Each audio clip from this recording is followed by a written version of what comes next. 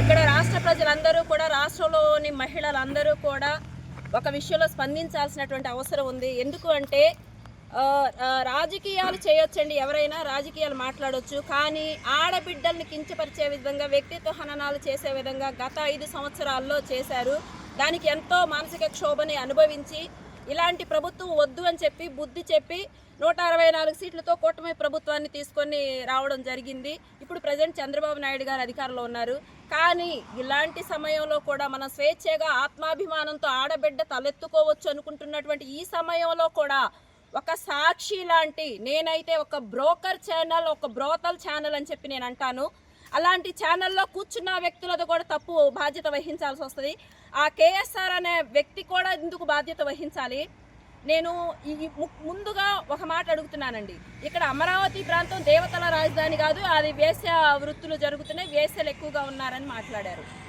భారతీరెడ్డి గారిని నేను సూటిగా ఒక ప్రశ్నిస్తున్నాను. ఎందుకు అంటే సాక్షి ఛానల్ భారతీరెడ్డి గారు నడిపిస్తారు కాబట్టే నేను భారతీరెడ్డి గారిని అడుగుతున్నాను. అమ్మ భారతీరెడ్డి గారు, మీరు ఒక మహిళ, ఒక ఎక్స్ సీఎం గారికి వైఫ్ అయి ఉన్నారు కాబట్టి మీకు బాధ్యత. ఇంతకుముందు ఏ విషయాల్లో కూడా మీరు స్పందించలేదు, ఈ విషయంలో స్పందిస్తారని కూడా నేను అనుకోలేదు. కానీ నా పార్టీ, నా అమరావతి ప్రాంతం పట్ల నాకున్నటువంటి మమకారం, నా పుట్టిన గడ్డ మీద నాకున్నటువంటి రోషంతో నేను నిన్ను అడుగుతున్నాను. ఏమ్మా, నువ్వున్నది తాడేపల్లి అంటే అమరావతి ప్రాంతంలోనే. వాడెవడో వెధవ కూర్చొని ఒక వెధవ కోత కూశాడు. అమరావతిలో వేశ్యలు ఉన్నారు, ఎయిడ్స్ పేషెంట్స్ ఎక్కువగా ఉన్నారు, రిహాబిలిటేషన్ సెంటర్స్ ఎక్కువగా ఉన్నాయని మాట్లాడారు. అంటే మీరు కూడా అందులోని భాగమేనా? అంటే ఆ వేశ్య అనే మాట మీకు కూడా వర్తిస్తుంది. కానీ నాకు సంస్కారం అడ్డొస్తుంది. ఎందుకంటే నా పార్టీ నాకు నేర్పినటువంటి క్రమశిక్షణ నాకు ఉంది కాబట్టి నేను మిమ్మల్ని అనలేకపోతున్నాను. కానీ అమరావతి ప్రాంతంలోనే తాడేపల్లిలో ఇల్లు కట్టుకొని మీరున్నారు కాబట్టి అమరావతిలో ప్రాంతంలో వేసేలు ఉన్నారు అంటే అది మీకు కూడా వర్తిస్తుంది, మీ ఇద్దరు బిడ్డలు ఆడబిడ్డలకు కూడా వర్తిస్తుంది. దీన్ని మీరు సమర్థిస్తారా, లేకపోతే అతని మీద చర్య తీసుకుంటారా? ఇంకొక మాట, ఎక్స్ సీఎం జగన్మోహన్ రెడ్డి గారిని కూడా నేను అడుగుతున్నాను.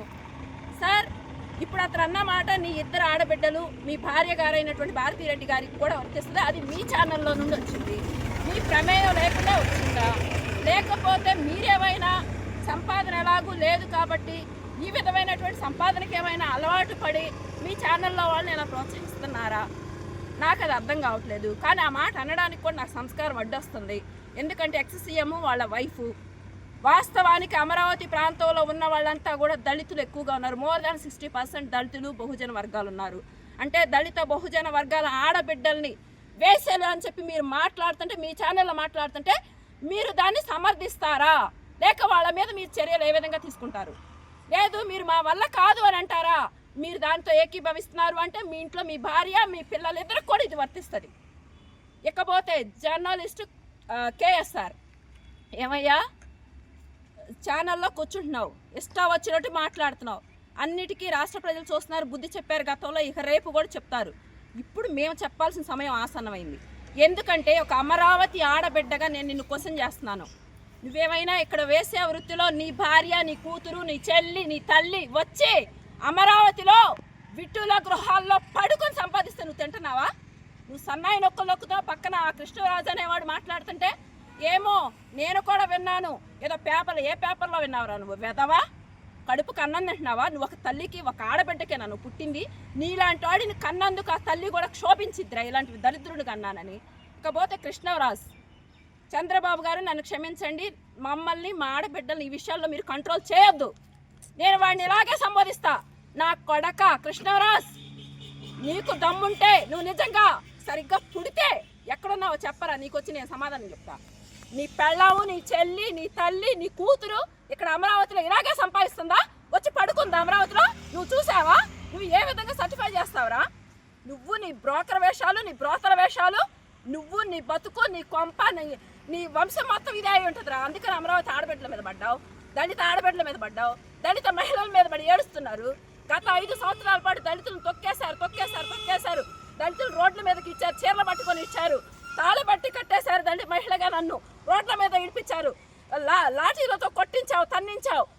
దళిత డాక్టర్ సుధాకర్ని రోడ్ల మీద బట్టలు తీసుకొట్టి చంపేశావు. అయినా కానీ ఓర్చుకున్నావు. కానీ ఇప్పుడు మళ్ళీ అదే దళిత ఆడబిడ్డల జోలికి వచ్చావు. ఇప్పుడు చెప్తున్నాను కృష్ణరాజు, ఆడబిడ్డ జోలికి వస్తే దళిత మహిళ జోలికి వచ్చావు, ఆది పరాశక్తి నీ అంతు తేల్చుతా నేను. ఇది మాత్రం అమరావతి మహిళగా నా శపథం. నీ ఇల్లు ఎక్కడుందో తెలుసుకోవటం నా పెద్ద పని కాదు, తెలుసుకుంటా. నీ ఇంటికి వచ్చి నువ్వు దీనికి గనక క్షమాపణ చెప్పలేదు, నీ నాయకుడు నీ నాయకురాలు భారతీ రెడ్డితో క్షమాపణ చెప్పించి అమరావతి వచ్చి అమరావతి మహిళా రైతులు కాళ్ళు పట్టుకుని క్షమాపణ చెప్పండి. లేదు అంటే మాత్రం కాళీ మాతలాగా విజృంభించి నీ అంతు నిన్ను కడతెచ్చడమే పనిగా పెట్టుకుంటారు. కొమ్మినేని శ్రీనివాసరావు అనే వ్యక్తి ఆయన ఆ వృత్తితోనే బ్రతుకుతున్నాడు అనుకుంటా. ఆయనకి కొంచెం అలాంటి ఫీలింగ్స్ ఏమీ ఉండవు, ఎందుకంటే ఆయనకు అలవాటైన వృత్తి కాబట్టి నా కొడుకుని నిజం చెప్పాలంటే ఈ చెప్పు తీసుకొని కొడతా, ఆ కేఎస్ఆర్ అనేవాడిని చెప్పు నా కొడక నిలువున కొడతా. ఎవ్వరు నన్ను ఈ విషయంలో ఏ కేసులు వేసినా ఏం చేసినా నేను దానికి భయపడను. ఆడబిడ్డ ఆత్మాభిమానం చచ్చిపోయినాక బ్రతికినా ఒకటే చచ్చినా ఒకటే. కాబట్టి మళ్ళీ చెబుతున్నా, ఆ కృష్ణరాజు అనేవాడికి కానీ వీడికి కానీ వీడు కూర్చొని అవును టైం ఏదో పేపర్లో చూశాడంట, వీడు సన్నాయి నొక్కుతున్నాడు.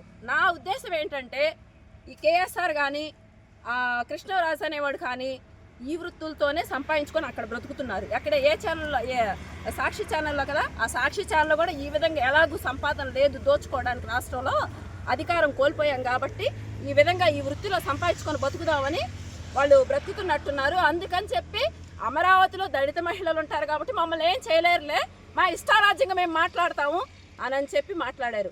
వీళ్ళు మాట్లాడింది ఇక్కడున్న దళిత మహిళల్ని. మా దెబ్బ ఏంటో కేఎస్ఆర్కి కానీ కృష్ణరాజుకి కానీ చూపిస్తాం. అలాగే భారతీ రెడ్డి అండ్ జగన్మోహన్ రెడ్డికి కూడా నేను ఇప్పుడు చెప్తున్నాను, ఖచ్చితంగా వాళ్ళు కనుక బయటకు వచ్చి క్షమాపణలు చెప్పకపోతే వీళ్ళని ఆ ఛానల్లో నుండి పీకేస్తారా, ఏం చేస్తారో ఆ చర్య అనేది మా కంటికి కనపడలేదు అంటే ఖచ్చితంగా తాడేపల్లి కొంప ముట్టడిస్తాం. ఇది రాసి పెట్టుకోండి. ఇళ్లల్లో వండి తాళాలు వేసుకొని పడుకున్నా కానీ నిద్రపోనివ్వం. జాగ్రత్త భారతీ రెడ్డి.